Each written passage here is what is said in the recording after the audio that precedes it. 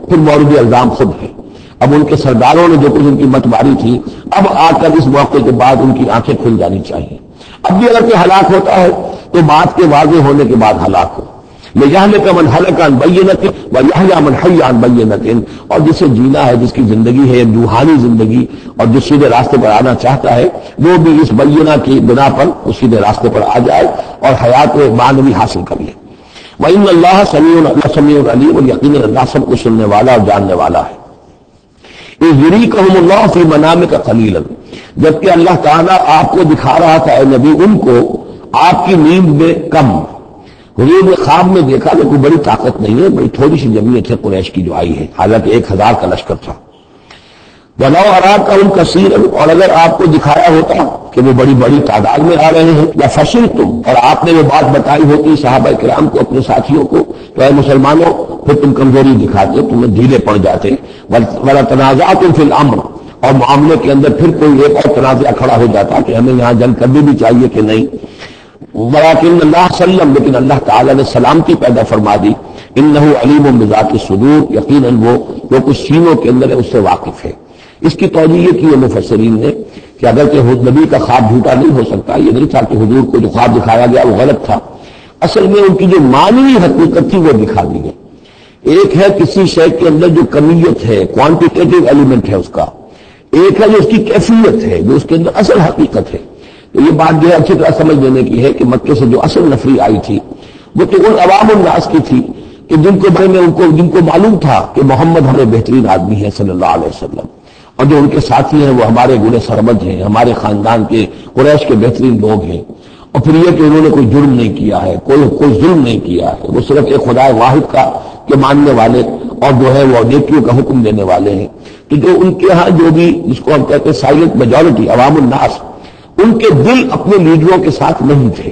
آ تو گئے تھے، وہ ظاہر وہ جبر تھا، ان کا فیصلہ تھا، لیڈروں کا حکم تھا، آ گئے تھے، لیکن مارے باندھے کو آئے ہوئے تھے. ان کے دلوں کے اندر وہ بات نہیں تھی کہ جو کسی ایسے لشکر میں ہوتی ہے کہ جو سمجھتا ہے اپنے آپ کو برحق، ہم حق کے لیے لڑ رہے ہیں. تو اس کے اندر جو طاقت ہوتی ہے اس لڑنے والے کے اندر، وہ اس شخص میں نہیں ہوتی کہ جو مارے باندھے کو لے آیا گیا ہو اور خود اسے اپنے دل میں یہ یقین نہ ہو کہ میں حق کے لیے لڑ رہا ہوں. اس اعتبار سے معنوی طور پر جو ان کی کیفیت تھی اس کے اعتبار سے وہ واقعتاً کم تھے. تو حضور کو خواب میں اللہ تعالیٰ نے ان کی اصل حقیقت دکھائی.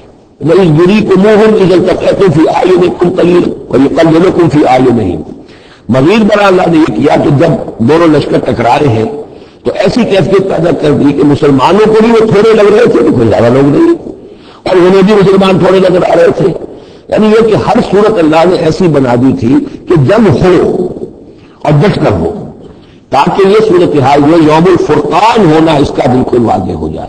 اگر کسی وجہ سے وہ کرنی کترال کا معاملہ جنگ نہ ہوتی، مقابلہ نہ ہوتا، تو جس طریقے سے کہ اللہ اس کو فیصلہ کن دن بنا دینا چاہتا تھا، یوم الفرقان فیصلے کا دن، وہ صورتحال پیدا نہ ہوتی. لِيَقْضِيَ اللَّهُ أَمْرًا كَانَ مَفْعُولًا، تاکہ اللہ پورا کر دے اس معاملے کو کہ جو ہونے والا ہی تھا.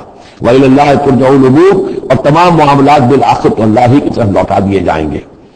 یا ایھا الذین آمنوا اذا لقیتم فئۃ فاثبتوا، اے ایمان جب بھی اب تمہارا، اب چونکہ دور شروع ہو گیا ہے، اب تمہاری جدوجہد جو ہے وہ آخری مرحلے میں داخل ہو چکی ہے، مسلح تصادم کا آغاز ہو چکا ہے، اور یہ تو ابھی پہلی جنگ ہے، ابھی جنگیں اور آنی ہیں، اگلے ہی سال غزوہ احد ہو گیا. جب بھی تمہارا مقابلہ ہو کسی فوج سے فاثبتوا، پہلا حکم تو یہ ہے کہ پھر ثابت قدم رہو، قدم جمائے رکھو. دوسرا حکم واذکروا اللہ کثیرا، اور اللہ کا ذکر کرو کثرت کے ساتھ، لعلکم تفلحون، تاکہ تم فلاح پاؤ. تمہاری جو طاقت ہے وہ اللہ تعالیٰ کے بھروسے پر ہے. واصبر وما صبرک الا باللہ، بندہ مومن کا صبر جو ہے وہ اللہ کے بھروسے پر ہے. لہٰذا اللہ یاد رہے گا، اللہ کے ساتھ قلبی تعلق، روحانی تعلق استوار ہوگا تو تم ثابت قدم رہو گے. اور اگر اللہ کا رشتہ ٹوٹ گیا، قلبی رشتہ اور روحانی رشتہ، تو پھر تمہارے اندر جان نہیں ہوگی. اور تیسرا حکم لعلکم تفلحون، تاکہ تم مراد پاؤ. تیسرا حکم اطیعوا اللہ ورسولہ، اور دیکھو تیسرا حکم یہ ہے کہ جو ڈسپلن ہے اس کی پابندی کرو. حکم مانو اللہ کا اور اس کے رسول کا. اب ویسے تو یہاں اللہ کا حکم بھی کہا گیا ہے، لیکن ظاہر بات ہے کہ وہاں تو ہر وقت جو حکم آتا تھا وہ رسول کا حکم آتا تھا، اس لیے کہ قرآن بھی آ رہا ہے تو رسول کی زبان سے ادا ہو رہا ہے، اور رسول اپنی جانب سے اپنی اجتہاد کے تحت، اپنی رائے کے تحت، اپنی تدبیر کے تحت رائے دے رہے تو حضور کی زبان مبارک سے ادا ہو رہا ہے. تو ویسے کہنے کو یہ اللہ اور اس کے رسول کی اطاعت کرو، لیکن عمل میں رسول اطاعت بن جاتی ہے. بمصطفیٰ برساں خیشرا کہ دی ہم اوست باطیع اللہ و رسول ولا تنازعوا، اور دیکھو آپس میں جھگڑو نہیں. یہی وہ الفاظ آئے ہیں کہ سورہ آل عمران میں ہم پڑھ چکے ہیں. وَلَقَدْ صَدَقَكُمُ اللَّهُ وَعْدَهُ إِذْ تَحُسُّونَهُمْ بِإِذْنِهِ حَتَّىٰ إِذَا فَشِلْتُمْ وَتَنَازَعْتُمْ فِي الْأَمْرِ وَعَصَيْتُمْ مِن بَعْدِ مَا أَرَاكُم مَّا تُحِبُّونَ. اب یہ 1 سال بعد ہونے والا ہے، یہ 1 سال پہلے ان سے کہا جا رہا ہے نظم کی پابندی کرو، اطاعت رسول پر کاربند رہو، ولا تنازعوا، اختلاف نہ کرو، جھگڑا نہ ڈالو، فتفشلوا، تو تم ڈھیلے پڑ جاؤ گے، وتذهب ريحكم، اور تمہاری ہوا اکھڑ جائے گی، واصبروا، اور ثابت قدم رہو، ان اللہ مع الصابرین، یقیناً اللہ تعالیٰ صابروں کے ساتھ ہے، اللہ کی نصرت تائید اور اہل صبر کے ساتھ ہے.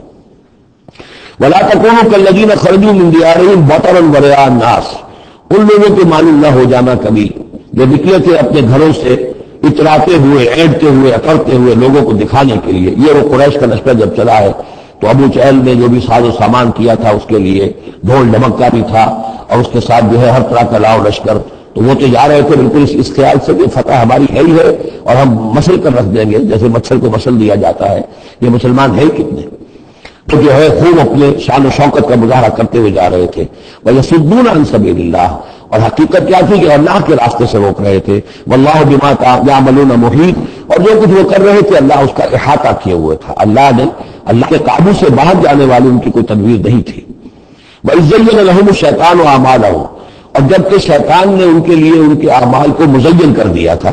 وَقَالَ لَا غَالِبَ لَكُمُ الْيَوْمَ، اور اس نے ان کے کان میں یہ پھونک ماری تھی، یہ وسوسہ ڈالا تھا آج تم پر کوئی غالب نہیں آ سکتا. مکے سے نکلی ہو نفری اور 1000 کی، یہ تو گویا کہ بڑی انہونی سی بات تھی. عرب کے اندر اس طرح کے مواقع بہت کم آتے تھے. لا غالب لکم اليوم من الناس، کوئی انسانوں میں سے تم پر غالب نہیں آ سکتا. وإنی جار لکم، اور میں بھی تمہارے ساتھ ہی ہوں. فلما تراءت الفئتان، اور جب دونوں لشکروں نے ایک دوسرے کو دیکھا، آمنے سامنے ہوئی، نکص علی عقبیہ، تو وہ شیطان اپنی ایڑیوں کے بل پیچھے مڑ گیا، بھاگا. وقال، اور اس نے کہا انی بریء منکم، میں تم سے لا تعلق ہوں، میرا تم سے کوئی تعلق نہیں. انی ارا ما لا ترون، میں وہ کچھ دیکھ رہا ہوں جو تم نہیں دیکھ رہے. فرشتوں کو دیکھنا جو ہے، کیونکہ یہ بھی ناری مخلوق ہے، نور اور نار میں بڑا قرب ہے. نوری مخلوق ہے ملائکہ، اور ناری مخلوق ہے جن، اور یہ جن ہے عزازیل، ابلیس. تو اس کو نظر آ گیا فرشتے آ رہے. انی ارا ما لا ترون، میں وہ کچھ دیکھ رہا ہوں جو تم نہیں دیکھ سکتے. انی اخاف اللہ، مجھے اللہ کا خوف ہے. واللہ شدید العقاب، اور اللہ سزا دینے میں بہت سخت ہے. اذ یقول المنافقون والذین فی قلوبہم مرض، اب یہ ایک نقشہ تو یہ تھا کہ جب چلے آ رہے تھے قریش کا لشکر لے کر ابو جہل اور اس کے ساتھی سردار، اور ادھر شیطان بھی ان کو پہلے تو پیٹ ٹھوکتا